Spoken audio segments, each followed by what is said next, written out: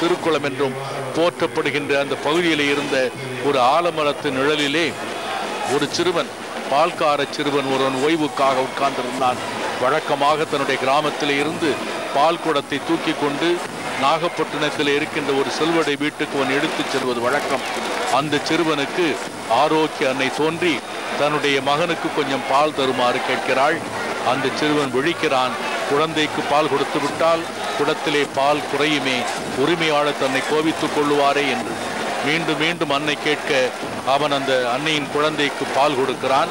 பின்பு தன்னுடைய பால் குடத்தை தூக்கி கொண்டு நாகைக்கு சென்று அந்த செல்வருடைய வீட்டிலே பால் குடத்தை தரையிலே வைத்துவிட்டு அவன் உளரவும் குளரவும் தொடங்குகிறான், பால் குறைந்திருக்குமே என்று. ஆனால் மேல்முடி எடுத்து பார்க்கிற போது அந்த பால் நிறைந்தது மட்டுமல்ல, குடம் நிறைந்திருந்தது மட்டுமல்ல, குடம் நிறைந்து பால் பொங்கி வழிந்தது.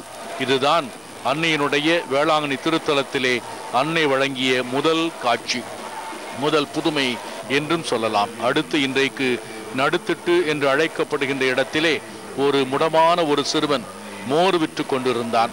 அந்த மோர் விற்று கொண்டிருந்த சிறுவனுக்கு அன்னை காட்சியளித்து நாகையிலே உள்ள ஒரு செல்வரிடம் சென்று வேளாங்கண்ணியிலே தனக்கு ஒரு சிற்றாலயம் எழுப்புமாறு சொல்ல வேண்டும் என்று சொல்லுகிற போது அந்த முடமான சிறுவன் தன்னால் நடமாட முடியாதே, தான் எப்படி நாகப்பட்டினத்துக்கு செல்வது என்று விழிக்கின்றான். அன்னையோ எழுந்து நட, நாகைக்கு சென்று அந்த செல்வரிடம் சொல் என்று அன்னை ஆணை பிறப்பிப்பதை போல சொல்லவும் அன்போடு சொல்லவும் அந்த சிறுவன், அந்த முடமான சிறுவன் எழுந்து நடக்கின்றான், நடமாடுகின்றான். இது அன்னையினுடைய இரண்டாவது காட்சி. மூன்றாவது நிலையிலே மக்காவ் துறைமுகத்திலே இருந்து இலங்கை கொழும்பு துறைமுகத்தை நோக்கி வந்து கொண்டிருந்த ஒரு போர்த்துகேய கப்பல் புயலிலே சிக்குண்டு அலைக்கழிக்கப்பட்ட போது கப்பலில் இருந்த மாலுமிகள் எல்லாம் அன்னை பார்த்து மன்றாடினார்கள். தங்களை பத்திரமாக கரை சேர்க்க வேண்டும் என்று கேட்டுக்கொண்டதோடு தாங்கள் கரை சேருகிற இடத்திலே அன்னைக்கு ஒரு ஆலயம் எழுப்புவதாகவும் அவர்கள் வேண்டிக் கொண்டார்கள். அன்னையும் அவர்களை பாதுகாத்தாள். அந்த அலைகடல் அங்க ஓரவாரத்திலே இருந்து அவர்களை வேளாங்கண்ணி கரையிலே கொண்டு வந்து சேர்த்தார்.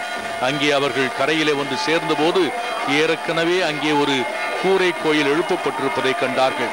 அந்த கூரை கோவிலை மாற்றி அவர்கள் ஒரு சிறிய கற்கோவிலை, ஏறக்குறைய 30-35 அடி நீளம் உள்ள ஒரு கற்கோவிலை அவர்கள் எழுப்பினார்கள். ஓலை குடிசையில் இருந்த அன்னையின் திருச்சுரூபம் அற்புதமாக இந்த புதிய கற்கோவிலுக்கு வந்து சேர்ந்தது. பின்புதான் 1933ஆம் ஆண்டிலே தான் இன்றைக்கு இருக்கிற இந்த வேளாங்கண்ணி திருத்தல பெருங்கோவில் கட்டி எழுப்பப்பட்டது. 1933ஆம் ஆண்டிலே.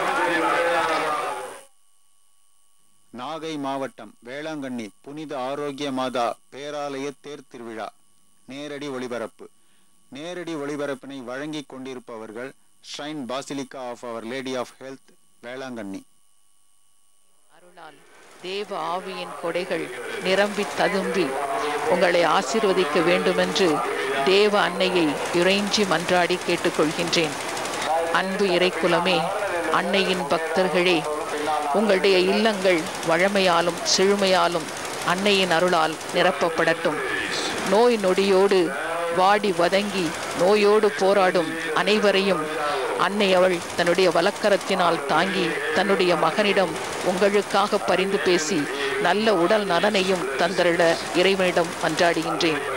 இன்றைய ஆண்டு இளைஞர்கள் ஆண்டாக இருப்பதால் கல்வி ஒன்றே போதும், பணம் சம்பாதிப்பது ஒன்றே போதும், இறையருள் எங்களுக்கு தேவையில்லை என்று நினைத்து கொண்டிருக்கும் அனைத்து இளம் உள்ளங்களையும் அன்பு அன்னையே உம்முடைய பாதத்தில் நான் சமர்ப்பிக்கின்றேன்.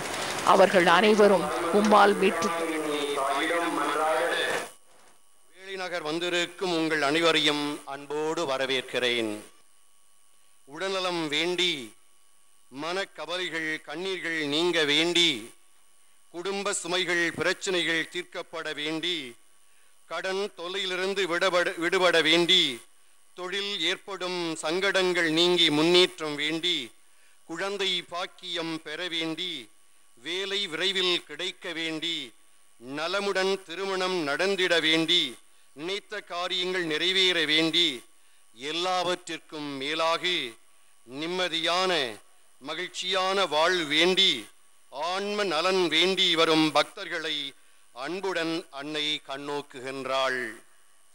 விசுவாசத்தோடும் பக்தியோடும் ஜெபிப்போம்.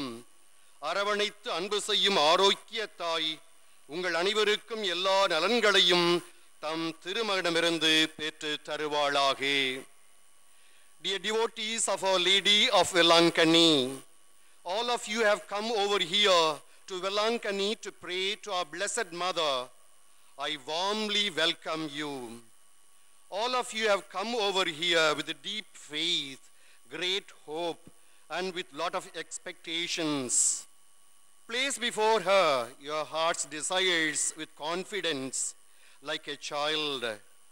May the loving embrace of our Blessed Mother touch you and give you strength and courage.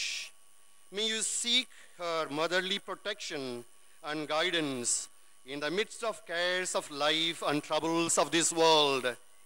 May her powerful intercession support you and your family in all ways and all times. எல்லாம் வல்ல இறைவன் பிதா சுதன் பரிசுத்த ஆவி உங்கள் மீது தங்கி உங்கள் அனைவரையும் ஆசீர்வதிப்பாராக. ஆமென்.